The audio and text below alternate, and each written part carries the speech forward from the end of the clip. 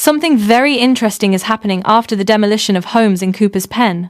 Because Dennis Meadows is calling for an investigation, but government MP Tova Hamilton is also demanding answers. And what's surprising is that they appear to agree on one very important thing.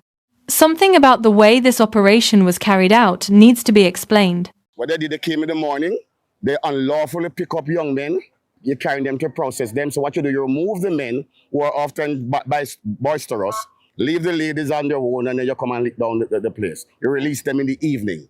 That is suspect, and that must be investigated. I want to dispel the misinformation suggesting that the government of Jamaica planned this operation or that I somehow knew it was coming and stood by. That simply is not true. I was told the community was on lockdown as people could not leave their homes unless it was a medical emergency or for work. I was also informed that a number of males were taken into custody. I tried reaching out to the superintendent in charge of the parish, but got no response initially. Sometime after, the super returned my call and informed me that court documents were showed to the police for assistance in the operation. The dispute over these lands has existed for many years and predates my tenure as Member of Parliament. Even with a court order, no new notices were sent out, and that's a concern. That people say, listen, if we had gotten some current notice, because don't tell me you give a notice in 2010 or 2015. Notice don't have life in perpetual life. There's a timeline to any notice. So if you're going to act, common sense or legally, I believe, you should at least issue fresh notices. The people would have probably taken steps to kind of prepare and seek to preserve their things and seek alternative measures. As a quick reminder, around 40 families were reportedly displaced after homes were demolished in the community. The government has provided tents, food, water, and other emergency assistance. But the controversy now goes far beyond the question of land ownership, because there are serious questions about how the eviction was carried out.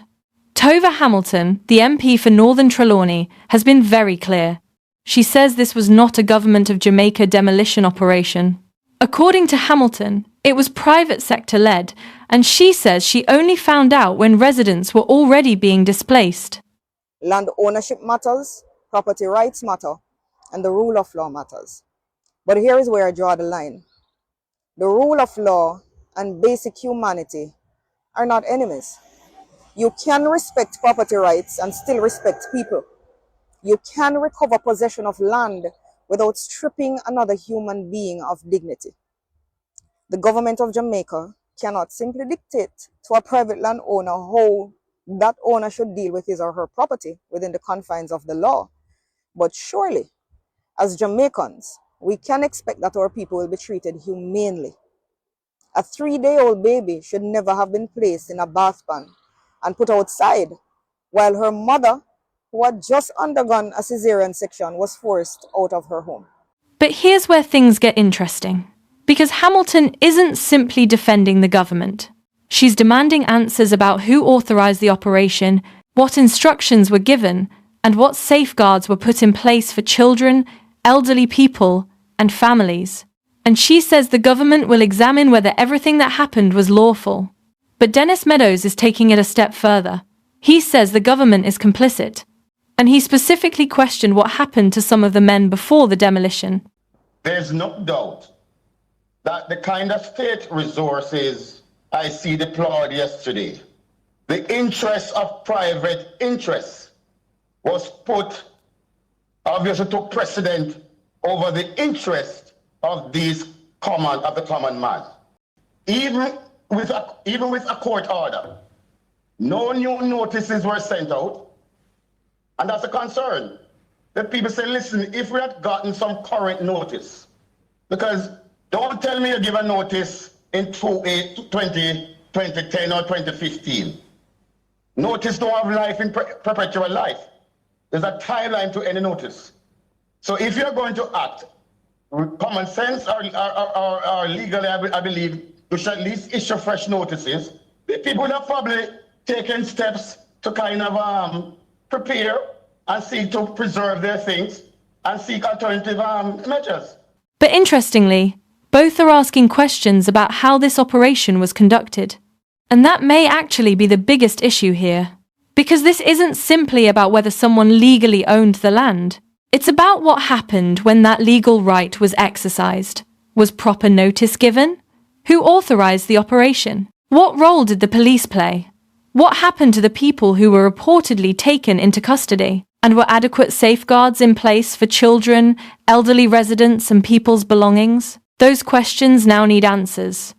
If possession of the property was legally to be recovered, then people could have been afforded reasonable notice and a meaningful opportunity to remove themselves and their belongings. That would not have changed who owned the land. It would simply have demonstrated compassion, decency, and humanity. And that is why I'm anxious to know who determined that this was an appropriate way to carry out this eviction. And with residents facing the possibility of further demolition, this story is clearly not over. So what do you think? Is this primarily a private land dispute that the government should stay out of? Or does the government have a responsibility to investigate how the operation was carried out? And whose position do you find more convincing? Tova Hamilton or Dennis Meadows? Let me know in the comments. What do you think? Citizens were invaded by masked men wearing ski masks.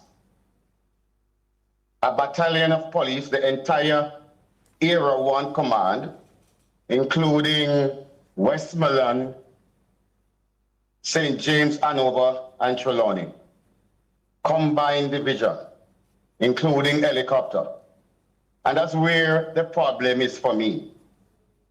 This issue is no doubt a private one between the landowner and occupants of the land. But the kind of state resources I saw deployed yesterday is cause for concern. This is a case where government showing anybody off any land. Let's get that very clear. But I think the government has inserted themselves by obviously cooperating with the potential owner. Who authorized the manner in which this operation was executed? What instructions were given? And what safeguards were put in place for children, the elderly, mothers, families, and people's personal belongings? These are legitimate questions, and the people of Cooperspen deserve answers. But I also want Jamaicans to understand what happened after the calls for help came. When I saw the scale of displacement here, I immediately appealed to the Prime Minister for government intervention, not to interfere with private property rights, but to help Jamaicans who suddenly had nowhere to sleep. And the government responded. The ODPM was mobilized, and they were mobilized in good time.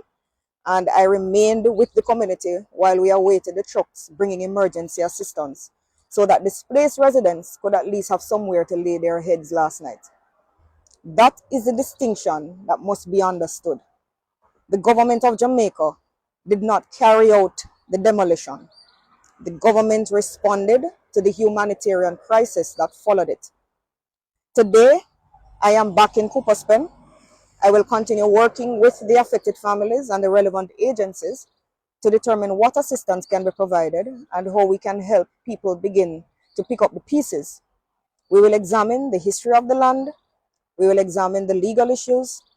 We will determine exactly who authorized this operation and whether everything that occurred was lawful. Whatever our views on informal settlements, on politics, or on property rights, human dignity cannot be conditional upon whether your name appears on a title. I stand with the people of Cooperspen as they recover from what happened yesterday. I will continue to help them in whatever way I can, lawfully, and I will continue asking the questions that need to be answered. Because things could have been done differently, things should have been done differently. And I hope what happened in Cooperspen will remind all of us that even when exercising a legal right, there is room for humanity.